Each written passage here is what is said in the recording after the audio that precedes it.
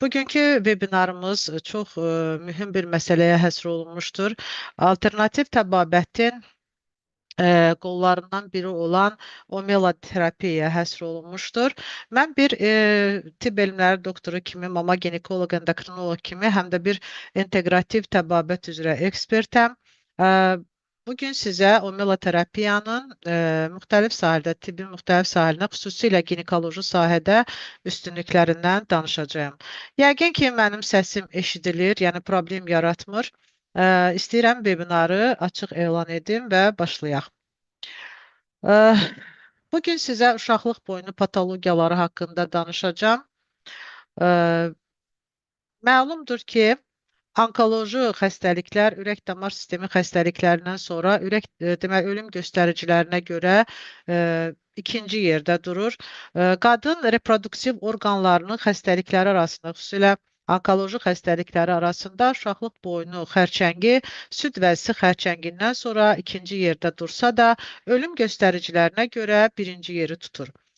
Ümumiyyətlə, şu il ərzində Dünya Səhiyyə Təşkilatının verdiyi məlumatlara görə uşaqlıq boynu xərçəngi il ərzində 604 min xəstədə, qadında aşkar olunur ki, bunların da 342 mini ölümə məhkum olur.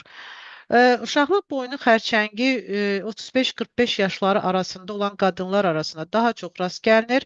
Yaşa görə rast gəlinməsində iki pik dövr ayırd edilir. Birinci pik dövr 30-34 yaşlara düşür. Belə ki, hər 100 min qadından 21 qadında belə uşaqlıq boynu xərçəngi aşkar olunur. İkinci pik isə 80-84 yaşlara düşür. Belə ki, hər 100 min qadına 14 nəfər qadın düşür. Birinci pik papilloma virus infeksiyasının, hansı ki, uşaqlıq boynu xərçəngi yaranmasında əsas etioloji faktorlardan biri sayılır. Onun çox rast gəlinməsi ilə aktiv cinsi əlaqə ilə əlaqələndirilir. İkinci pik isə yaşla əlaqədar olaraq qadınlarda xərçəng riskinin artması ilə əlaqədardır. Uşaqlıq boynu xərçənginə görə və o cümlədən xərçəng yönü xəstəliklərinə görə müəyyən bir risk qrupları vardır. Bu risk qruplarına etnik mənsubiyyət, aşağı sosial-iqtisadi durum, yaş, yəni erkən yaşlarda nikahın olması, erkən doğuşlar bura aid edilir. Erkən cinsi həyat, çox partnyorlu partnyorun olması, siqaret çəkmə, yetərsiz pəhriz, kombinə olmuş oral kontraseptivlərdən uzun müddət istifadə, çox saylı doğuşlar, immunosupressiv preparatlarla uzun müddətli müalicə, rutin skrininqin aparılmaması bunlar uşaqlıq boynu xərçənginə risk yaradır. Son illər deməli, cinsi yolla yoluxan infeksiyaların uşaqlıq boynu xərçənginin yaranmasında xüsusi rolu qeyd edilir. Bu, uşaqlıq boynu xərçənginin yaranmasına səbəb olan infeksiyalardan biri insanın papilloma virus infeksiyasıdır. 200-dən çox serotipin olmasına baxmayaraq, bunlar arasında uşaqlıq boynu xərçənginin yaranmasına görə yüksək onkogen ştamlar xüsusi rol oynayır. Bəs yanaşı gedən cinsi yolla yoluxan infeksiyalar, xlamidiya, insanın sadə herpes virusu necə? Onlar uşaqlıq boynu xərçənginin papilloma virus qədər törədə bilirlərmi? Belə hesab edirlər ki, bu infeksiyalar papilloma virusla yanaşı olduqda uşaqlıq boynu xərçəngin yaranma ehtimalını daha da artırırlar. Məsələn, xlamidiya ilə insanın papilloma virus infeksiyasının birgə təsadüf etməsi bu uşaqlıq boynu xərçəngini yaranmasını 50% artırırsa, insanın sadə herpes virusunun, yəni genital herpesin birgə müşahidə olunması 2 dəfə artırmış olur. Siqaret çəkən qadınlarda yastı hüceyrəli xərçəng daha çox rast gəlinir. Çox partnyorun olması, bunlar adətən cinsi yolla yoluxan infeksiyalarla əlaqələndirirlər. Kombinə olmuş oral kontraseptivlərə necə? Biz ailə planlanması üzrə bir klinik protokolu oxumuşuq və ginekoloqlar bundan tanışdılar. Məlumdur ki, kombinə olmuş oral kontraseptivlərin uzun müddət istifadəsi yumurtalıq xərçəngi və endometriumun hiperplastik prosesləri xərçəng yönü xəstəliklərin qarşısını alsa da, yəni profilaktika üçün istifadə edilsə də, uşaqlıq boynu xərçəngi yaranması üçün riskdir. Estrogenlər uşaqlıq çoxqatlı yastı epitelin hiperplaziyasına, proliferasiyasına səbəb olur. 5 ildən artıq istifadə edildikdə uşaqlıq boynunun problemlərini yarada bilər. Ona görə belə qadınların mütəmadi yoxlanılması tövsiyə olunur. 3 və daha artıq doğuşu olan qadınlar az doğuşu olan qadınlara nisbətən uşaqlıq boynu xərçənginə az tutulmuş olurlar. Ümumdünya Səhiyyə Təşkilatı uşaqlıq boyun xərçənginə görə skrininq müayinənin aparılmasını mütləq hesab edir. Belə ki, ə, bəzi ədəbiyyatlarda 30 yaşdan etibarən 5 ildən aparılması tövsiyə olunur. Amma son illər verilən tövsiyələrə görə skrininqin 21 yaşdan başlanması tövsiyə olunur.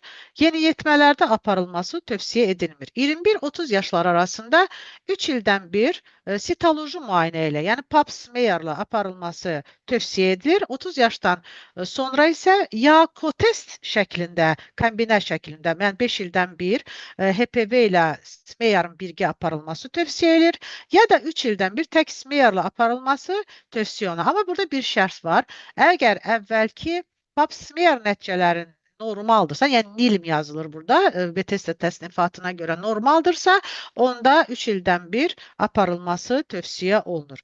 Ümumiyyətlə, smearın tək başına həssaslığı məhduddur. Belə ki, pap smearla bəzən biz mövcud xərçəng vəziyyətlərində normal nəticələr görə bilərik. Onun həssaslığı 40-60% təşkil edir. Şübhəli hallarda köməkçi müayinələrə, yəni HPV-nin təyin edilməsi genotipinin kolposkopik müayinələrə müraciət edilməsini tövsiyə edirik. 30 yaşdan sonra HPV testinin aparılması tövsiyə edilir. Bəs 30 yaşa qədər niyə aparılmırdı ki HPV testi? Ona görə ki, cavan adamlarda HPV papilloma virus necə daxil olubsa, elə də eradikasiya oluna bilər immun sistemin vəziyyətindən asılı olaraq. Ona görə də ona qədər yoxlanması tövsiyə edilmir. 30 yaşdan 65 yaşa qədər olan pasiyentlərdə biz dedik kotest şəklində aparılır. Bəs 65 yaşdan sonra onun aparılmasına ehtiyac varmı? Bu halda aparılır ki, əgər 65 yaşdan sonra qadın aktiv cinsi həyat sürürsə, skrininq aparılmalıdır və 65 yaşdan sonra əgər son 10 il ərzində 3 pap smear analizi negativ gəlirsə, skrininq dayandırıla bilər.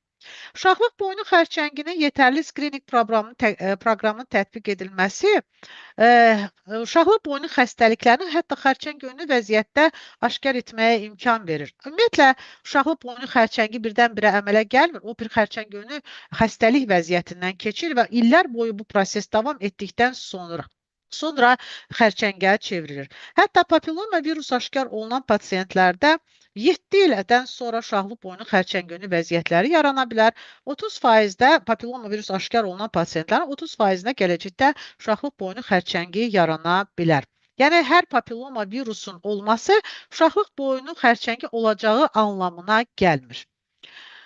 Skrininq müayinələr pap smearla ən çox aparılır. HPV-in genotipinin təyin edilməsi və lazım gəldikdə kolposkopik müayinənin aparılmasına əsaslanır. Kolposkopik müayinə bir çox ölkələrdə çox bahalı bir metod olduğuna görə o xüsusi göstəriş olanda aparıla bilər. Deməli, hər anormal pap smear nəticəsi malignizasiya haqqında düşünməyə əsas vermir. Ola bilər ki, anormal smeardır, amma altında heç bir problem yatmır, iltihabi bir proses yatır. Və yaxud da uşaqlıq boynu xərçəngi var, amma pap smear nəticəsi normal ola bilər. Bu da yalançı negativliyi təmsil edir. Düzgün alınmış pap smear 70-95% halda uşaqlıq boynu neoplaziyalarını aşkar etməyə imkan verir. Bəs HPV-yə gəldikdə, məlumdur ki, uşaqlıq boynu xərçəngi aşkar olunan pasiyentlərdə 99% HPV pozitiv ola bilər. Bunların 70%-də HPV 16 və 18, 20%-də isə 31, 33, 45, 52, 58-ci serotiplər aşkar olunur. 16-cı serotip çox vaxtı yastı epitel xərçəngi ilə üst-üstə düşür. Məsələn, adena karsinoması olan pasiyentlərdə isə HPV 16 serotipi daha çox müşahidə olunur. Servis xərçəngi, xönü xəstəlikləri və xərçəngin yaranmasında deməli HPV-nin 99% rast gəlinməsi mümkündür. HPV mövcudluğu bəs xərçəng haqqında düşünməyə əsas verirmi? Yəni, HPV pozitivsə bu demək deyil ki, o pasiyentdə mütləq xərçəng var. Yəni, düz koilotsitoz ola bilər, dəyişikliklər ola bilər, amma bu xərçəng anlamına gəlmir. Bir də bunun rutin olaraq 30 yaşa qədər olan pasiyentlərdə yoxlanması o qədər də tövsiyə olunur. Bəs kolposkopiyaya gəldikdə, anormal smear nəticələri və yüksək riskli HPV-lər aşkar olunduğu halda tövsiyə olunur. Bir də mütləq surətdə deməli biz bilirik ki, pap smear bizə istiqamət verir. O son diaqnozu qoymağa əsas vermir. Son diaqnoz kolposkopiyayla alınmış biopsiya materialının, yəni məqsədyönlü biopsiya materialının histoloji müayinəsindən sonra diaqnoz qoyulur və müalicə taktikası seçilir. HPV cinsi yolla yoluxan infeksiyadır, DNT tərkibli infeksiyadır. O epiteliotrofik xüsusiyyətə malikdir. Özü çoxqatlı yastı epiteli bazal qatdan başlayaraq zədələməyə başlayır. Göründüyü kimi bayaq dediyim kimi HPV ilə yoluxan xəstələrdə yaxın 7 il ərzində servikal intraepitelial deməli neoplaziyaların, yəni xərçəng gönü vəziyyətlərinin yaranma ehtimalı 15% təşkil edir. Smearla necə müqayisə etmək olar? HPV mi üstündür, Smear mı? Ümumiyyətlə, hər iki testin üstünlükləri vardır. Qısa müddətlə aparılan HPV testləri Smearla eyni anlama gəlir. Yəni, nəticələri eynidir. Amma uzun müddətli izləmələrdə fərq bəllidir. HPV testi burada etibarlı testlər sırasına daxil olur.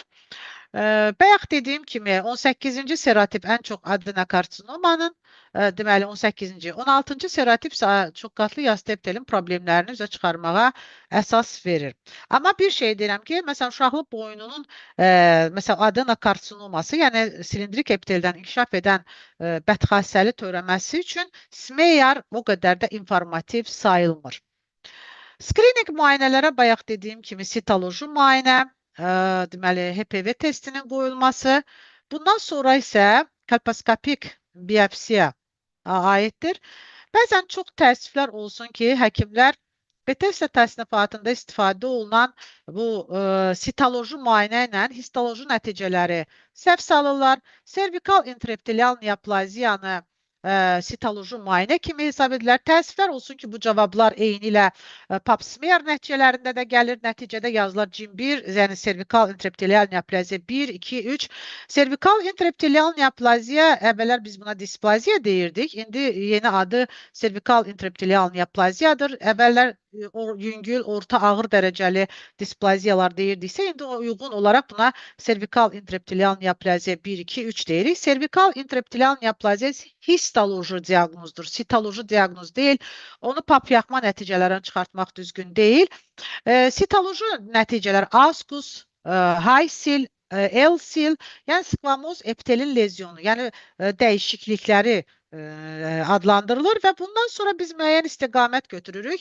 Məsələn, L-sil aşağı deməli atipik dəyişikliyə məruz qalmış çoxqatlı yastı epitelin dəyişikliyi deməkdir. O olanda mütləq sürətdə bir ola bilər kontaminasiyalardan götürdükdən sonra o normal bir sitoloji şəkil verə bilər. Biz sonda buna bir neçə misal göstərəcəyik. Onu təkrar götürmək məsləhət görülür. Lazımdır kolposkopiya olunur. Bəzən onun altından servikal intraepitelial neoplaziya 1 çıxa bilər. Yəni, orada biopsiya eləyəndə bu aşkar oluna bilər. Xüsusilə HPV-nin yüksək onkogen ştamların pozitiv olduğu şəraitdə bu belə bir nəticə alına bilər. HiSil çıxırsa, yəni yüksək dəyişikliyə məruz qalmış, atipik dəyişikliyə məruz qalmış, yəni böyük nüvələri olan, hiperxrom nüvələri olan, nüvə sitoplazma nisbəti dəyişilmiş, deməli hüceyrələrdir. Bu hüceyrələri gördükdə artıq biz bir siqnal çalır, deməli patomorfoloq və deyir ki, mütləq surətdə bu kolposkopik müayinəyə gedib biopsiya olunmalıdır bu pasiyent və bunun altından servikal intraepitelial neoplaziya 1 də çıxa bilər, 2 də çıxa bilər, 3 də çıxa bilər, nadir hallarda 1 çıxır və ona uyğun da müalicə taktikasını irəli sürə bilirik. Çox təəssüflər olsun ki, bəzən servikal intraepitelial neoplaziya 3 zənn edib altından karsinoma in situ da görürük. Əslində, bəzi patomorfoloqlar CIN3 ilə, yəni servikal intraepitelial neoplaziya 3 ilə karsinoma in situnu eyni tuturlar. Əslində, bunlar eyni deyil, düzdür. Oxşar patomorfoloji quruluş olsa da, CIN3-də səthdə olsa da tək-tək sağlam hüceyrələr olur, amma karsinoma in situda bütün hüceyrə qatında problem olur. Amma heç birində, heç bir xərçəng gönü vəziyyətdə 0-cı mərhələdə olan preinvaziv xərçəng deyilən karsinoma in situda belə bazal membran zədələmir. Dərin invaginatlar olsa da bazal membran zədələmir. Əsas da onun xüsusiyyəti odur ki, invaziya yoxdur. Uşaqlı boynu histopatoloji və sitopatoloji dəyişikliklər əsasında preinvaziv və invaziv zədələnmələri müəyyənləşdirən bir Bethesda təsnifatı müasir dövrdə təklif olunur. Son illər bu təsnifatdan geniş istifadə olunur. Yəni o bayaq dediyim askus, atipik, deməli altında yatan haysil olan atipik dəyişikliklər, çox qatlı yastı epitelin dəyişikliyi. Yəni burada göstərilən yəni negativ intraepitelial dəyişikliklər. Yəni belə bir təsnifatdan geniş istifadə olunur müasir dövrdə və çox maraqlıdır ki, pap yaxmaların deməli insanın papilloma virus infeksiyası nəzərə alınmaqla uşaqlıq boyunda yaratdığı dəyişikliklər də daxil olmaqla başqa bir təsnifatı verilir. Burada bir neçə təsnifatın müqayisəli təhlili verilir. Görünür ki, Papa Nikolay üzrə təsnifatı 5 sinifdə verilir.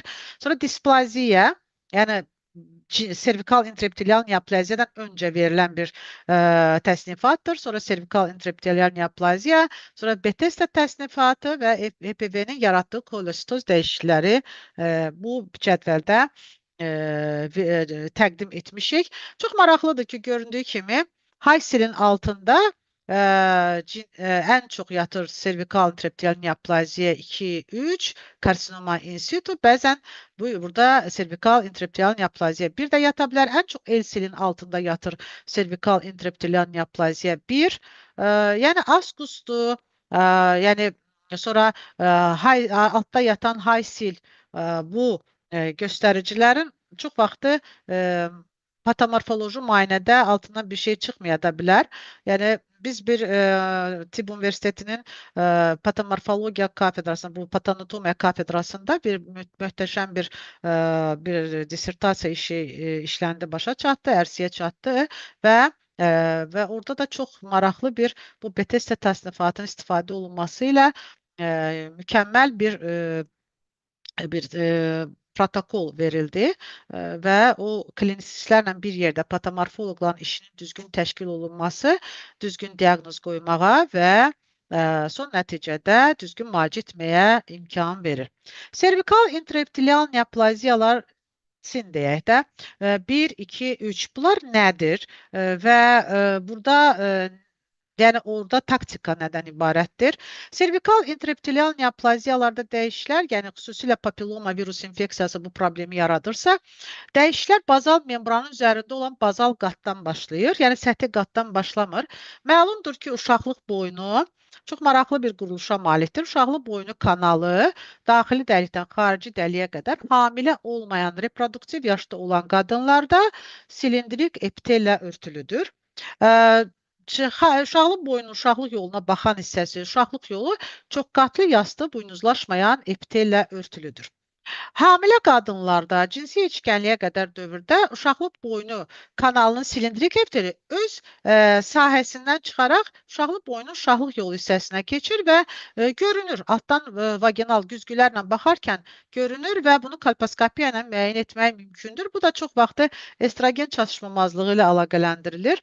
Amma postmenopauza dövründə, premenopauza dövründə çox qatlı yastı epitel sanki uşaqlıq boynu kanalının içərinə keçərək sərhəddini dəyişir. Yəni kanalın müxtəlif səviyyələrində uşaqlıq boynu kanalın içərisində yerləşir. Çox vaxt yaşlı insanlarda adenokarsinoma, yəni silindrik epiteldən əmələ gələn xərçəng çox rast gəlindiyinə görə belə pasientlərdə pap yaxma ilə kifayətlənmirik. Çünki adenokarsinoma içəridədir. Biz uşaqlıq boynu kanalın içərisində əlavə olaraq qaşımalı oluruq. Servikal intraepitelial neoplaziya yüngül displaziya kimi təqdim ediriksə, problem başlayır epitelin alt 1/3 qatından. Alt 1/3 qatda problem olsa da səthi qatlar normal olur. Servikal intraepitelial neoplaziya 2 orta dərəcəli displaziyaya uyğun gəlir. Problem alt 3-dəki qatı əhatə edir. Səthi qat yenə sağlamdır. Servikal intraepitelial neoplaziya ağır, şiddətli displaziya. Burada bütün qatlar hamısı zədələnir. Karsinoma in situda da zədələnir. Bayaq dediyim kimi karsinoma in situda bütün hüceyrələr problemə cəlb olunduğu halda servikal intraepitelial neoplaziyada tək-təkdə olsa səthi qatda deməli salamat hüceyrələr olur. Deməli servikal intraepitelial neoplaziya 1-3-ə irəliyə bilər. Amma risk 10%dir. Amma çox zaman reqressiyaya uğrayır. Bu baxımdan həmin xəstələr dinamik nəzarətə götürülməlidirlər. Sin 2 və 3-də isə lazım olan edilməlidir. Çünki bu çox ciddi bir problemde ilerleme ihtimali yüksektir. Burada Çin 2'de lip, Çin 3'te ise kanalizasiya edip xüsusilə HPV pozitivdirsə sonradan izləmələri artırmaq lazım gəlir. HPV-nin genotipləri təqdim olunmuşdur. Aşağı və yüksək riskləri əhatə edən bir genotipləri vardır və bu aşağı risklər xərçəng yaratma ehtimalı az olsa da əsasən kandilomalara səbəb olduğu halda yüksək risklər isə servikal xərçənglə əlaqələndirilir. Mən bir qədər dayanmaq istərdim. Servikal intraepitelial neoplaziyaların progressivləşməsi və regressiyası üzərində nə qədər tezliklə onlar progressivləşə bilər. Deməli, növlərindən asılı olaraq nə qədər ağır displaziyadırsa, onun progressivləşmə ehtimalı yüksəkdir. Servikal intraepitelial neoplaziyanın regressiya ehtimalı 60%dirsə, yəni o persistik 40% persistensiya elib 10% halda Çin 3'e keçə bildiyi halda invaziv xərçəngə 1% keçir. Ona görə də servikal intraepitelial neoplaziya aşkar olan pasientlərdə əməliyyat etməyib gözləmə taktikasını icra etmək olar. Servikal intraepitelial neoplaziya 40% regressiya olduğu halda Çin 3'e keçmə şansı 20%dir, 5% invaziv xərçəngə keçə bilər. Amma indi gəlin görək servikal intraepitelial neoplaziya 3 necə? Regressiya ehtimalı 33%dir, amma invaziv xərçəngə keçmə şansı 12%dir. Bu baxımdan kimdə Çin 3 aşkar olunubsa, daha radikal əməliyyat icra etmək lazımdır. Cavan adamdırsa, reproduktiv istəklərini saxlayırsa, belə pasientlərdə ən yaxşı variant kimi kanalizasiya icra etmək olar. Bu şərtlə ki, deməli, toxuma sağlam toxuma sərhədi, yəni götürülən patoloji dəyişikliyə məruz qalmış toxuma ilə sağlam toxuma sərhəddi bilinməli və cərrahi sərhəd qorunub saxlanılmalıdır. Bu çox vacib bir məqamdır, çünki təzədən residivləşmə ehtimalı, problemin dərinləşmə ehtimalı yüksək ola bilər. Son illər onkoloji praktikada demək, alternativ üsulların axtarışı böyük bir problem yaradır. Belə ki, mən sizə bir omela terapiya, öksək otu ilə müalicə, viskum albumla müalicə müxtəlif cür adlandırılır, haqqında danışmaq istərdim. Bir qədər tarixi ekskursiya etmək istərdim. Viskum album tarixi bizim eradan əvvələ gedir. Belə ki, Hipokratın vaxtından ağ öksək otu, yəni bu omela, melankoliyanın müalicəsində geniş istifadə olunmuşdur. Daha sonralar bu deməli qaraciyər xəstəliklərində, sonra epilepsiyada, deməli başqa iltihabi xəstəliklərdə də öz üstünlüklərini göstərdi. Amma son illərdə hələ keçən əsrin axırlarından başlayaraq hazıra qədər bu preparat onkoloji praktikada da özünü doğrultmağa başladı. Xroniki iltihabi xəstəliklərdə deməli öz effektivliyini göstərdi və hal-hazırda böyük elmi bazaya malikdir və Cozan üzərində çox elmi tədqiqat işləri aparılıb, randomize olunmuş tədqiqatlar aparılır ki, bu preparat nə qədər onkoloji praktikada insanlara kömək edə bilər, uzun sürən ağır müalicələrin effektivliyini yaxşılaşdıra bilər. Helixor öksək otu 3 müxtəlif yarım növdən ibarətdir. Bizə bu preparatlar təqdim olunur. Steril süzülmüş, ampullara doldurulmuş, standartlaşdırılmış, suru, mayalanmamış təzə bütöv ekstraktlardır. Ağ şam ağacından, alma ağacından və küknar ağacının üzərində olan öksək otundan hazırlanır. Tərkibində olan ingrediyentlərə görə fərqli, məsələn, ekstrakt tərkibinə görə bir qədər fərqlənsə də, ümumi istiqamətləri birdir. Deməli, sizə Helixor A, M, P variantları təqdim edirik. Axşamda olan Helixor A, alma ağacında olan Helixor M və küknar ağacında olan Helixor P. Azərbaycana gələn formalar ən çox Helixor A və M formasıdır. Deməli, bu yığcamlaşdırılmış, hazır dozalanmış bir preparatdır. Azərbaycanda 1, 5, 20, 50, 100 milliqramlıq dozalar gəlir. Allergiyalı xəstələr, sistem xəstəlikləri olan pasientlərə ən çox Helixor A istifadə olunur. Helixor M də deməli, bu allergiyası olmayan pasientlərdə indi özünün tətbiq sahələri var. Birazdan bunun üzərində dayanacağıq. İstifadə edilir. Helixor bir həm də şirkətin adıdır. 1975-ci ildən integrativ onkologiyada öksək otu və milad gülündən istifadə olunan dərman preparatlarının aparıcı beynəlxalq istehsalçılardan biri kimi fəaliyyət göstərir. Məqsəd xərçəng xəstələrinə yaxşı araşdırılmış təbii məhsullar təklif etmək, xəstələrin həyat keyfiyyətini yaxşılaşdırmaq, ənənəvi xərçəng müalicəsində yan təsirləri azaltmaq və xəstələrin ömrünü uzatmaqdan ibarətdir. Öksəyotu haqqında klinik məlumatlar üzərində dayansaq, görərək ki, xərçəngin təbii müalicə üsulu olaraq öksəyotu ən geniş tədqiqat bazalarının birinə malikdir. Bu günə qədər 3000-ə yaxın elmi nəşr, 150-dən çox klinik tədqiqat, o cümlədən bu döv üzrə 40-dan çox prospektiv randomizə olunmuş klinik sınaq mövcuddur. Öksəyotu terapiyası dəraltı inyeksiya şəklində Alman dilli ölkələrdə ən çox təyin olunan onkoloji müalicə üsullarından biridir və keyfiyyətin yaxşılaşdırılması üzrə tövsiyə kimi süd vəzi xərçənginin müalicəsi üçün Amerika Klinik Onkologiya Cəmiyyətinin təlimatlarına daxil edilmişdir.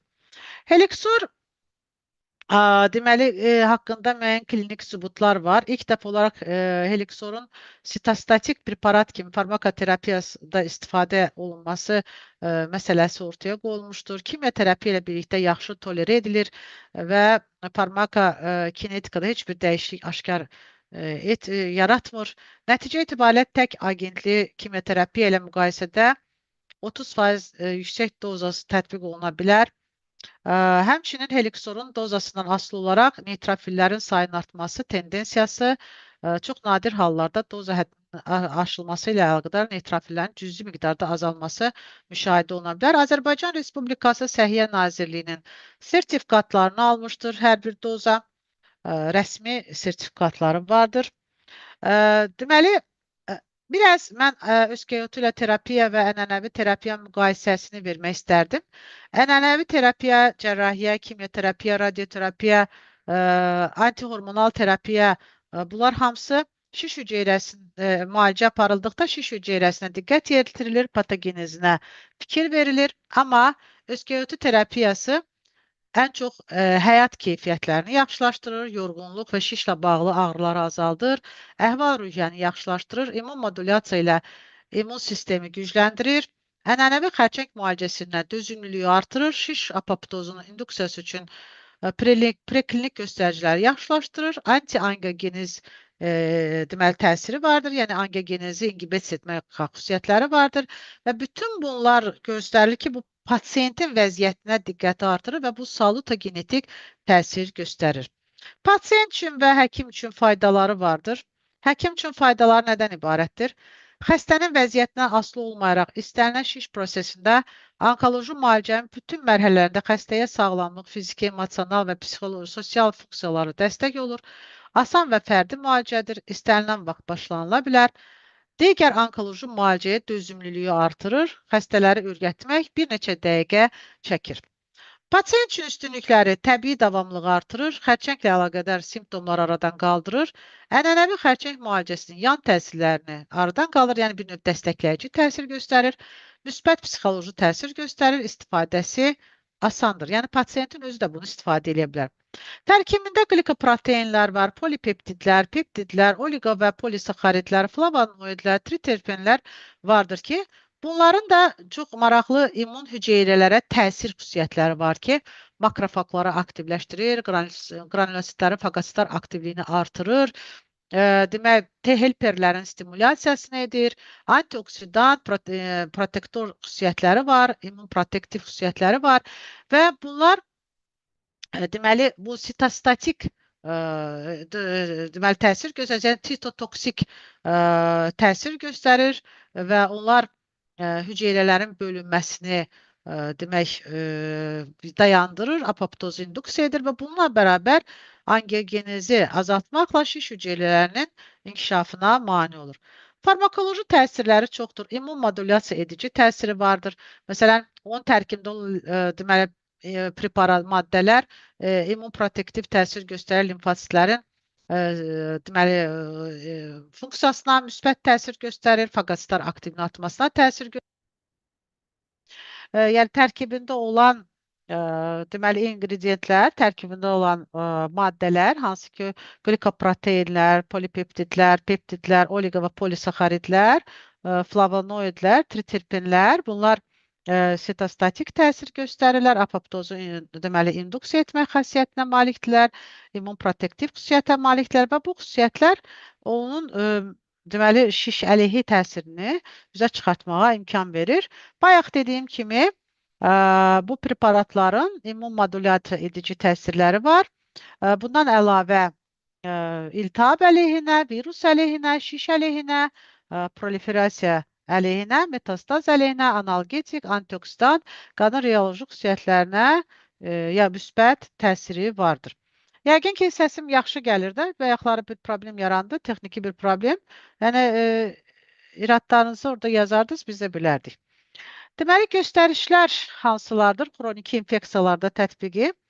İnfeksiyalar, papilloma virus, sadə herpes virusu 1-2, deməli, su çiçəyi, Epstein-Barr, insanın deməli, herpes virusu, sitomegalovirus, xroniki hepatitlər, xroniki xlamidioz və digər infeksiyalar, QİÇS infeksiyası, residivləşən qrip infeksiyalarında dəri və yuxarı tənəffüs yollarının, sistik cinsiyyət yollarının xroniki infeksiyalarına, xüsusən kandidozlarda geniş istifadə oluna bilər.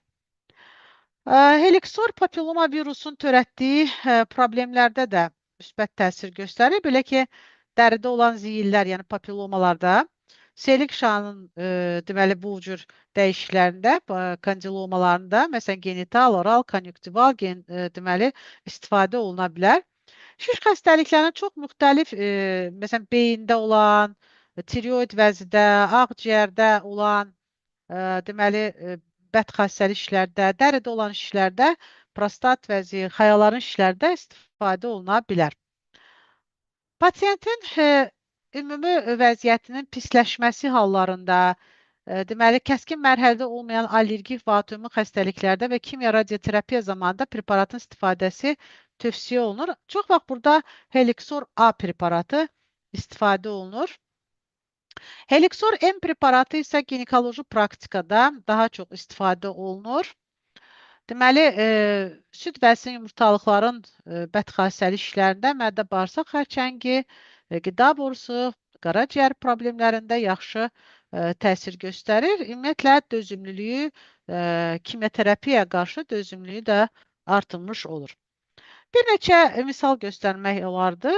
Məsələn, heyvanlar üzərində aparılmış tədqiqatdır. Deməli, Helixor preparatı deməli, siçanlar üzərində aparılıb bu tədqiqat.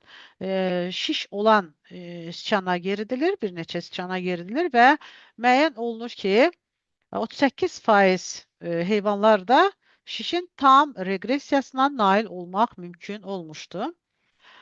Bir də ki, həyat keyfiyyəti göstəricilərinə öyrənmək üçün Helixor preparatını təyin etmişlər və müəyyən etmişlər ki, Helixor alan və Helixor almayan xəstələr kimyoterapiya alan pasiyentlərdir.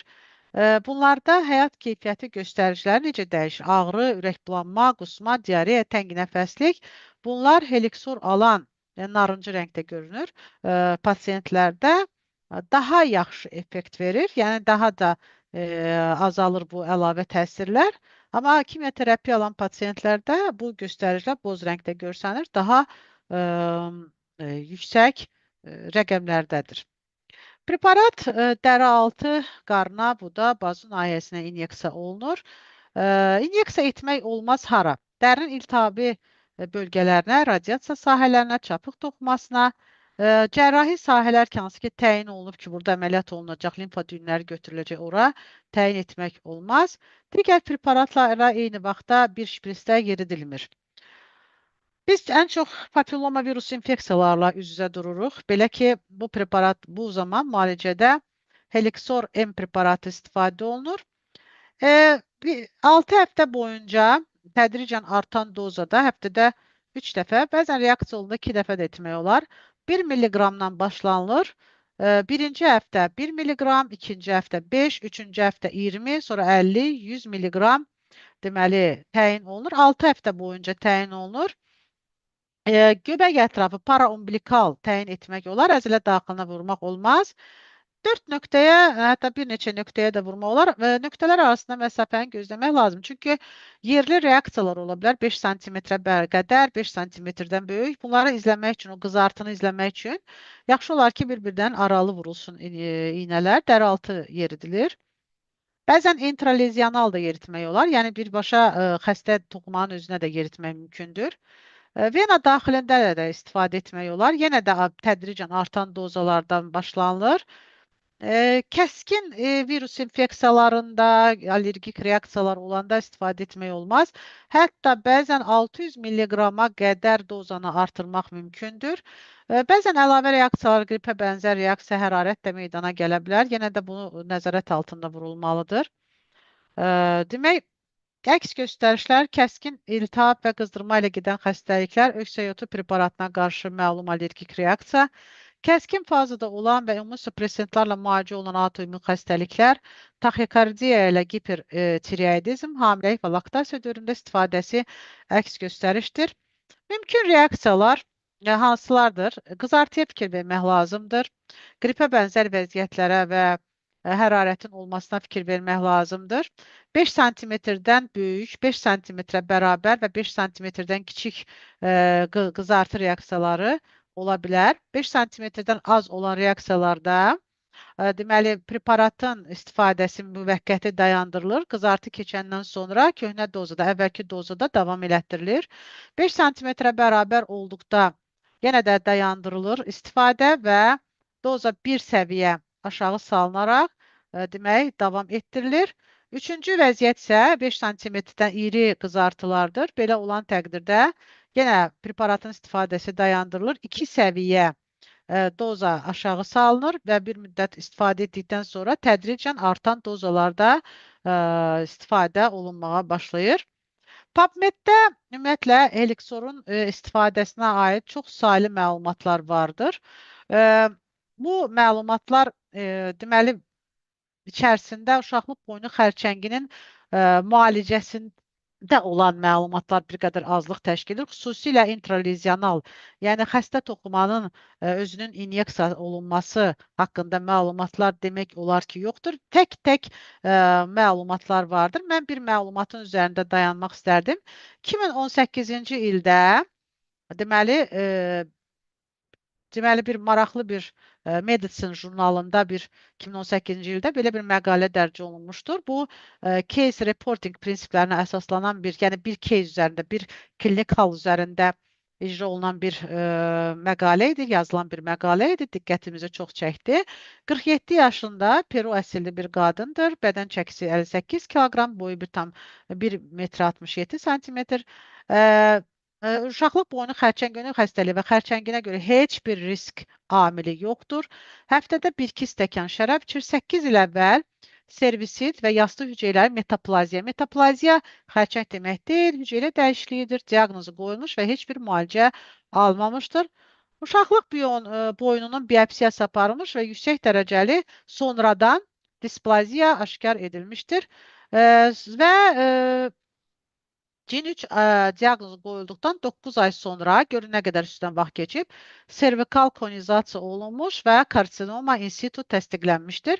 Əməliyyatdan 3 ay sonra kontrol biyopsiya aparılmışdır və histoloji müayinə patoloji ocağın endoservikal sahəyə sirayət etməsi səbəbindən tam götürülməməsini təsdiqləmişdir. Yəni, bu cərrahi sərhəd qorunmayıb. Həkim tərəfindən radikal histerektomiya tövsiyə edilmişdir. Yaşını nəzərə alaraq, həm də reproduktiv istəklərini həyata keçirmiş qadın idi. Xəstə bu müdaxilədən imtina etmiş və alternativ müalicə üsulu olaraq omeloterapiyanı seçmişdir. Deməli, bu histoloji müayinələrdir, hansı ki, uşaqlıq boyunun biyopsiyası aparılıb, karsinoma in situ təsdiq olunmuşdur və sonradan müalicədən sonra, 9 həftəlik müalicədən sonra sağ tərəfdə olan göstərici artıq problemin yavaş-yavaş aradan götürülməsini göstərir. Karsinoma in situ stadiyasından, mərhələsindən Çin bir mərhələsinə keçişi göstərir. Deməli, pasiyent uzun müddətli bir müalicə alır. Çox maraqlıdır. İlk həftələrdə nəinki paraumbilikal, eyni zamanda deməli, intralezyonal bir müalicəni alır 20 mg dozada, amma paraumbilikal 0,2-dən tədricən artırıla gedir. Müalicə aparılır, deməli 8-ci həftənin sonunda artıq nəticə göz qabağında olur. Servikal intraepitelial neoplaziya 1-ə keçid olur və artıq bir neçə aydan sonra, 13 aydan sonra tamamilə servikal intraepitelial neoplaziya aşkar olunmayıb. Yəni tam normal bir klinik görüntü olur.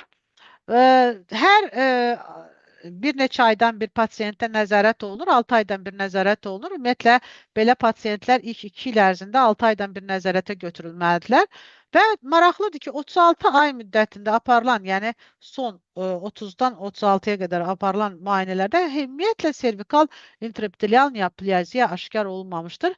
Bu xəstəyə tətbiq olunan dərmanların dozasıdır və hansı həftələrdə hansı preparat təyin olunub. Göründüyü kimi sağ tərəfdə olan göstəricilərdə kolposkopik görüntülər tam normal və Papa Nikolaou üzrə görünən görüntülər də tam normal şəkil vermişdi. Şiş və peritumoral toxumada mikrosirkülator dəyişikliklər necə baş verir? ÖSYT eskratı tətbiq edilməzdən əvvəl damar şəbəkəsində, yəni kapilyar damarlarda, arteriollarda qanın paylanması sol tərəfdə göstərilir və 28 gün müalicədən sonra sağ tərəfdə artıq deməli əhəmiyyətli dərəcədə dəyişikliklərin olması görünür və bu da ÖSYT-nun anti-angiogen təsiri ilə əlaqələndirilir. Biz də öz klinik praktikamızdan bir neçə misal göstərmək istərdik. Belə ki, birinci misalda, birinci klinik halda, deməli, pasiyent müraciət edib 30 yaşında, deməli, ilk cinsi əlaqə 21 yaşında olmuşdur. Anamnezində 3 hamiləlik, 2 doğuş, 1 abort olmuşdur. Deməli, HPV 16 pozitivdir.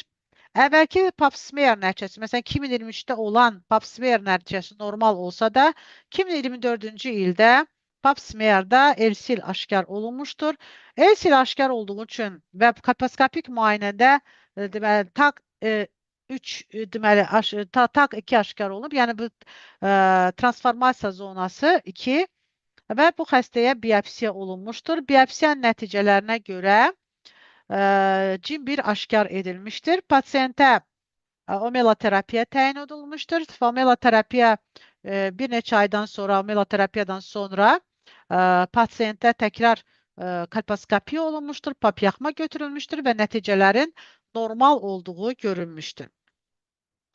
Ümumiyyətlə, servikal intraepitelial neoplaziyanın müalicəsində təqib necə aparılmalıdır? Ümumiyyətlə, servikal intraepitelial neoplaziya 2 və 3 aşkar olunduğu halda ilk 2 il ərzində 6 aydan bir, daha sonra 20 il ərzində ildə bir dəfə sitoloji müayinə aparılmalıdır. Ciddi bir problemdir. Aşağı riskli xəstələr isə 6, 12, 24 ay sonra sitoloji müayinə olur və nəticələr negativ olduqda rutin müayinələrə cəlb olunurlar. İkinci klinik hal yenə pasiyent 37 yaşı var. İlk cinsi əlaqə 23 yaşında olubdur. Anamnezində 4 hamiləlik, 2 doğuş, 2 abort olub. Papilloma virusun 16 və 31-ci ştamları pozitiv çıxıbdır. Əvvəlki pap smear nəticəsində askus, yəni önəmi bilinməyən atipik hüceyrələr aşkar olunmuşdur. 2 cinsi partnyor var. Burada mütləq buna fikir vermək lazımdır. Çünki cinsi yola yox infeksiyaların yayılması baxımından. Deməli, kolposkopik müayinədə aşkar olmuş, yəni yenə transformasiya zonası və HISIL-dən deməli şübhə yarandığı üçün histoloji müayinə olunmuşdur. Histoloji müayinənin nəticəsində servikal intraepitelial neoplaziya 2 aşkar edilmişdir. Və bir neçə aydan sonra pasiyent təkrar müayinəyə cəlb olunmuşdur və təkrar müayinədə maraqlı bir şey var ki, CIN2-də nə etdik biz? CIN2-də lip elədik, yəni eksiz elədik və sonradan omeloterapiyanı apardıq. Və omeloterapiya nəticələri müsbətdir, yəni pap yaxma nəticələri də və kolposkopik müayinə nəticələri də dinamikada müsbət effekt vermişdir. Yenə üçüncü bir klinik hal, pasiyentin 23 yaşı var, 21-25 yaşı var, 3 cinsi partnyoru var, papilloma virüs 16 pozitiv. Deməli, anamnezində bir hamiləlik, bir abort olmuşdur. 18 yaşından ilk cinsi əlaqə, bu çox vacibdir bunu vurğulamaq. Həm cinsi partnyorların çoxluğu, həm erkən cinsi əlaqə. Uşaqlıq boyununda deməli pap yaxma götürülmüşdür və deməli HISIL aşkar olduğu üçün dərhal biopsiya olunmuşdur. Biopsiyada servikal intraepitelial neoplaziya 3 aşkar olduğu üçün pasiyentə konizasiya təklif olunmuşdur. Konizasiya və sonradan omelaterapiya və sonraki müayinə nəticələrində də yenə müsbət dinamika aşkar olunmuşdur. Kolposkopik görüntülər normal və pap yaxma görüntüləri nilm, yəni intraepitelial lezyon yoxdur. Mən bir neçə sxemi də təqdim etmək istərdim. Məlumdur ki, ginekologiyada endometrioz çox vacib problemdir.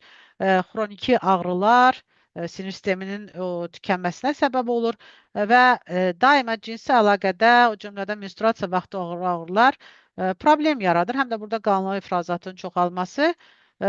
Bu endometriozun müalicəsində alternativ təbabətdə ənənəvi təbabətdə çox müalicələr təyin olunur. Qanadoterapiya releasing hormonu analoqlarından tutmuş, gestagenlərin müxtəlif sxemlərlə tətbiqinə qədər. Amma biz bir alternativ yanaşma edirik. Helixor A preparatı 1 milliqram həftədə 3, sonra ikinci həftə 5 milliqram, üçüncü həftə 20, dördüncü həftə 50, beşinci həftə 50 milliqram olmaqla inyeksiya olunur. Sonra terapevtik bir fasilə verilir və sonradan dəstəkləyici müalicə etmək olar. Hətta bir neçə ay belə bir dəstəkləyici müalicəni aparmaq olar. Endometriozun müalicəsində omeloterapiyada iynə hara vurulur? Deməli, qasıq qalça nahiyəsinə, budun yuxarı hissəsinə növbəli şəkildə vurula bilər. Aybaşı dövründə terapevtik fasilə verilir. Terapiya ən azı 6 ay müddətində aparılır. Simptomlar azaldıqdan sonra deməli, bir 3 aylıq terapevtik fasilə də vermək olar.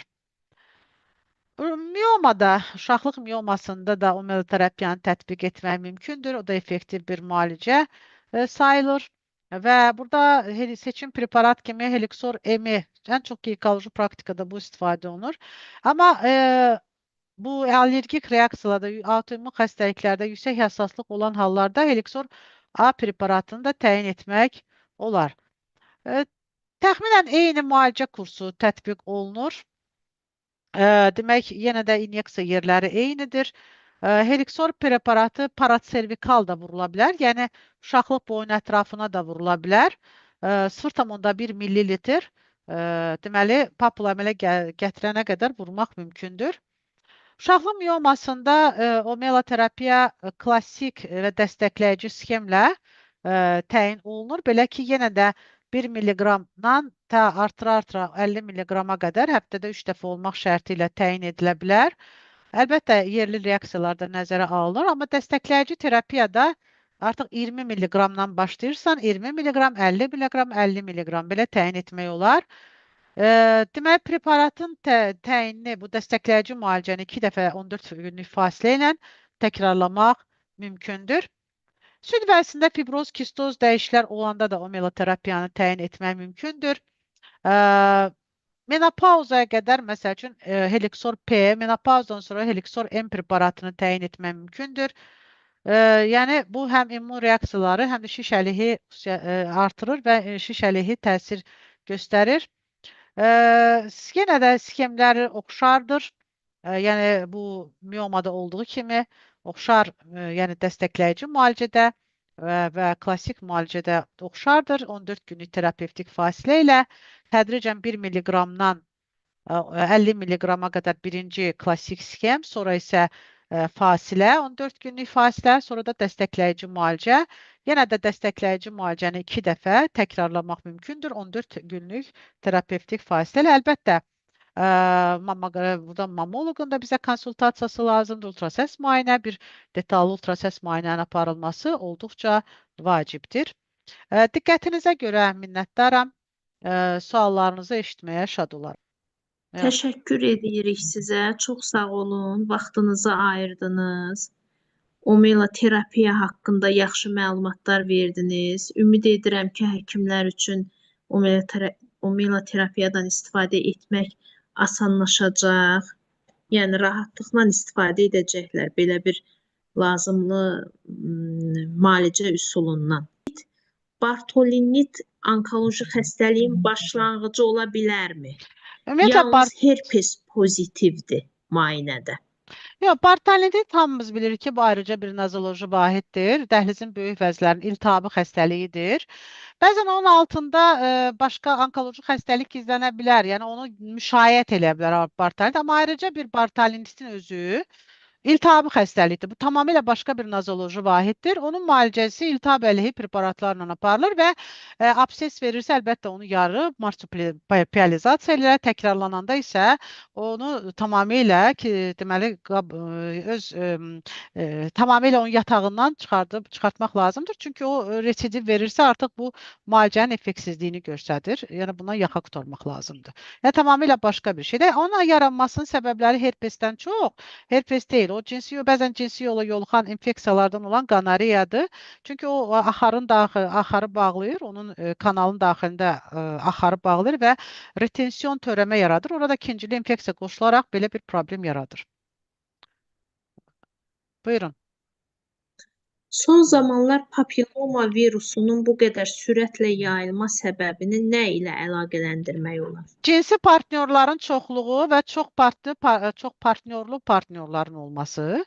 Yəni bu çox vacibdir, bunu müqavilə qeyd etmək. Cavanlar arasında cinsi yola yoluxan infeksiyalardan qorunmanın icra olunmaması, erkən cinsi əlaqələrin olması, bizim bilmədiyimiz bəzi məqamlar var. Yəni indi tamamilə başqadır. Erkən cinsi əlaqələr çoxdur və çox partnyorluq çoxdur. Ona görə də belə infeksiyalar çox yayılır. Bir də düzdür, biz baxırıq kim necə baxır buna. Papilloma virus infeksiyasına görə vaksinasiyanın olunması da bir çox dünya ədəbiyyatlarında çox vurğulanır. Belə ki, əksinə vaksinasiya biz bilirik nə vaxt aparılır da. Yəni cinsi əlaqəyə girməmiş, cinsi yetişkənlik dövründə olan qızlara vurulmalıdır. Amma son illər tədqiqatlar aparılır ki, papilloma virus olan pasientlərə də, hansı ki, uşaqlıq boyunda dəyişikliklər var, müalicədən sonra təyin etmək məsləhət görülür ki, bu virusların replikasiyasının qarşısını alır. Yəni budur. Yəni papilloma virusunun çox yayılma səbəbləri. Buyurun. Nativa xanım, elə yəni məlumat vermişkən, amma o müalicə deyil də, o profilaktikadır. Bəli, profilaktikadır, o profilaktikadır. Bəli. Helixorla o eyni deyil də. Bəzən həkimlər sual verir. O da vacibdir, sözsüz. Profilaktikadır, müxtəlif növlərdən qorunmaq üçündür. Amma bəli, o profilaktikadır.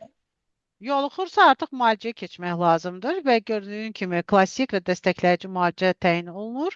Yəni Helixorla preparat bizim bioloji təbabət klinikasında da buna müsbət nəticələr aldığımız variantlar olub ki, məsəl üçün papilloma virusu aşkar olunan pasientlər qısa müddətdə müalicədən sonra papilloma virus infeksiyası eradikasiyası baş verib. Yəni müsbət Rəna xanımın da bu sahədə işləri var, mənim də özümdə pasientlərimdə var müsbət dinamika. Yəni çox yaxşı effekt alınıb. Pasientlər də hətta razıdırlar bundan. Düzdür, əlavə təsirləri olur. Yəni bu da bir preparatdır da, yəni seçilmiş bir preparatdır. Yəni ona da məsələn qızartı şəklindəmi, allergik şəklində. Şəxsən mən özüm istifadə eləmişəm, biraz allergiya verib, amma sonradan biraz fasilə eləyib təzədən əvvəlki doza ilə başlamışam. Məsələn, mənim özüm də istifadə edirəm bu dəqiqə onu. Nativa xanım, belə sual var ki, allergik reaksiyalar hansı tezlikdə rast gəlinir? Yəni, böyük bir statistik araşdırma yoxdur, amma orqanizm fərdidir də reaksiyası. Məsələn, allergiya meyilli olan pasientlər daha çox bu reaksiyalarla üzləşirlər. Tərkibi göründüyü kimi zəngindir. Hansısa bir ingredientinə cavab verə bilər. Yəni, onun haqqında bir statistik araşdırma aparılmayıb, amma bunu işləyən həkim, fərdi pasientlərlə işləyən həkim görür. Ya qızartı şəklində, ya qripə bənzər dəyişikliklər şəklində, ya temperatur reaksiyaları verir. Ən çox da qızartı şəklində reaksiya verir. O qızartının da ölçüsündən asılıdır da. Yəni çox kiçik 5 sm bayaq göstərdim kiçik, ondan böyük ölçülər ola bilər. Yəni 5 sm-dən iri ölçülər biraz diqqət tələb edir ki, yəni bu xəstəyə diqqətli olmaq lazım. Çox nadir hallarda ümumi övrək kimi səpkilər müşahidə oluna bilər. Amma o 5 santiyə qədər qızartının əmələ gəlməsi əslində o reaksiyadır, müsbətdir. Çünki 5 sm orqanizmin reaksiyasını göstərir. Görürsünüzmü? 1 milliqrama reaksiya verməndə 5-ə qaldırırıq, sonra 10-a qaldırırıq. Yəni orqanizmin reaktivliyini artırmaq üçün, cavab reaksiyasını artırmaq üçün dozanı artırırıq. Yəni baxır hansı dozada bu reaksiyanı verəcək. Reaksiya verməyi özü də yaxşı şeydir, amma kiçik qızartılar şəklində olsa daha yaxşı olar. Böyük qızartılar deyir ki, yəni orqanizm hiperreaktiv vəziyyətdədir. Onu biraz söndürmək lazımdır. Düzdür, burada glikokortikoidlərdən istifadə olunmur ki, orqanizm immunosupressiv təsir göstərmək üçün. Uzaqbaşı antialergik bir preparatdan istifadə etmək olar. Tablet şəklində sitrizin məsəl üçün istifadə etmək olar. Amma bu da keçici bir haldır. Yəni keçici bir haldır. Yəni əvvəlki dozaya qayıtmağa imkan verir. Aha. Əvvəlki doza sanki bədəni öyrədir də ona, Bəli, uyğunlaşdırır bəli, və bəli, yüksək dozaları əldə etmək mümkün olur. bəli. E, Bir də belə bir sual var ki, profilaktik istifadə etmək olarmı? İstifadə etmək olar, orqanizm immun müdafiə qüvvələrini artırmaq üçün istifadə etmək olar. Yəni xroniki xəstəliklərdən, xüsusilə xroniki xəstəliklərdən əziyyət çəkən pasiyentlər hazırda remissiya mərhələsindədirsə, istifadə edə bilərlər. Bu orqanizm immun müdafiə reaksiyalarını daha da artırır. Bir sual da var. Kistoz, fibroz, mastopatiyada M forması istifadə olunur Helixorun. Ümumiyyətlə, qadın cinsiyyət orqanlarının problemlərində M forma daha çox istifadə olunur, amma allergik reaksiyalar, autoimmün reaksiyalar varsa A formasından da istifadə etmək olar. Yəni daha aydın olmaq üçün məsələn fibroz, kistoz, mastopatiyası var, həm də revmatoid artriti var. O artıq A formasından A'dır, istifadə bəli, edəcək. bəli, A'dan Autoimmun istifadə. xəstəlikləri Bəli, varsa. bəli, bəli, bəli, bəli, Yəni bəli. həkimlər bilsinlər ki, o 5 santiyə qədər yaxud 5 santdan biraz yuxarı qızdırma, o belə qızartı bu allergik reaksiya deyil. Allergik Arq reaksiyadır, amma dərmanı kəsmək burada əsas deyil də. göstəriş deyil də. Bəli, göstəriş Göstəriş deyil. deyil. Bəli, bəli. Miomanın ölçüsü neçə santimetrə kimi olsa effektli olur? Hamımız bir mama ginekoloq kimi, burada görürəm ki, mama ginekoloqlarda çoxdur. Hamımız çox gözəl bilirik ki, miomanın ölçüsü, biz onu həftəliklə göstəririk. 12 həftədən iri miomalar artıq qonşu orqanları sıxma qabiliyyətinə malikdir. Simptomlar verirsə, qanamalar verirsə, bunlar çox vaxtı cərrahi əməliyyat tələb edir.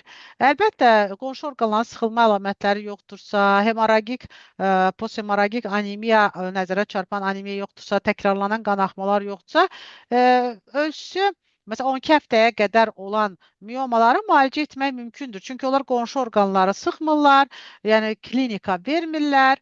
Yəni uşaqlıq boynunda və uşaqlığın aşağı segmentində olan iri həcmli miomalar özləri də uşaqlığın yığılmasına mane olur və belə miomalar çox vaxt əməliyyat tələb edir. Əməliyyat tələb eləməyən hallarda müalicə etmək olur ki, məsələn onlar böyüməsin, yox olması söhbəti yoxdur, amma ən azından böyüməsin və yaxşı müalicə belə hallarda yaxşı effekt verir. Yəni etmək olar. Yəni cərrahi əməliyyata göstəriş yoxdursa istifadə etmək olar preparatlar. Helixor Yaralanma. HPV vaksinini əvəz edə bilərmi? Onlar ayrı-ayrı şeylərdir. Aha. Bir şey onu əvəz eləmir. Demək olar ki, siz cavablandırdınız bayaq. Bu bilirsiniz nəyə oxşadır? Bir dəfə mən böyük bir konfransda çıxış elədim. Çox maraqlıdır ki, ginekoloq bu sualı verdi. Mən Traumeldən danışırdım. Həkim durdu, dedi ki, bəs traumalı belə istifadə etmək olmaz. Bu traumal bilib, traumeli. Əslində traumal hamımız bilirik ki, başqa şeydir. Bir hərfin dəyişməsi, hətta vurğunun dəyişməsi çox şeyi dəyişir. Aha. Yəni başqa Boruların iltihabında bioloji təbabət nə kömək göstərə bilər? Yəni bioloji təbabətlə. Sizi inandırım ki, bu boruların əgər vərəm prosesi yoxdursa, cinsi yola yoluxan infeksiyalar yoxdursa, yəni antibakterial müalicəyə ehtiyac yoxdursa, xroniki iltihabi xəstəliklər varsa, boruların müalicəsində antiqomotoksik preparatların olduqca böyük rolu vardır. Məsələn, bunun haqqında bizim Azərbaycan Respublikasının bu Tibb Universitetinin 2-ci Mamalıq Ginekologiya kafedrasında bir Ülviyə xanımın maraqlı bir dissertasiya işi var idi. O vaxt yadınızdadırsa bizim bir grafitis preparatımız da vardı. Metradneksin, Yel, Traumel, grafitis. Bunlarla çox uğurlu bir nəticəyə imza atdı və çox yaxşı nəticələr aldı. o biçmə proseslərində çox yaxşı həm regional olaraq vurulması, həm əzələ daxilinə vurulması çox yaxşı effekt vermişdi. Aha. Hı. Qardaşın peyvəndi vurulması ilə Helixor tədavisinin üst-üstə düşməsi haqqında fikriniz nədir? Yəni Bir-birinin təsirini zəiflədərmi? yaxşı olar ki, bir preparat qurtarılsın. Məsələn, ta ki, Gardasil qurtarılsın, ondan sonra Helixor preparatına keçmək olar. Yəni, ümumiyyətlə, iki müxtəlif preparatları eyni anda təyin etmək də o qədər effekt vermir. Müsbət dinamikanı görəndə biz bilmirik hansından aldıq müsbət dinamika. Əlbəttə, Gardasil profilaktika üçün vurulur.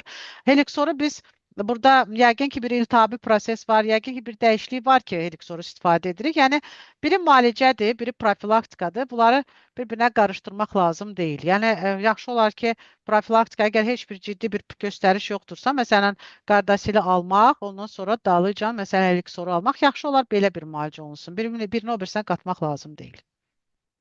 Aha. Hashimoto xəstələri qəbul edə bilərmi? Bəli, və orada dedilər autoimmun xəstəlikləri olan Helixor A-nı qəbul edə bilər. Yəni Hashimoto xəstələrində bizim özümüzün məsələn antihemotoksik preparatımız da var. Məsələn, tireoideya kompozitum çox gözəl effekt verir.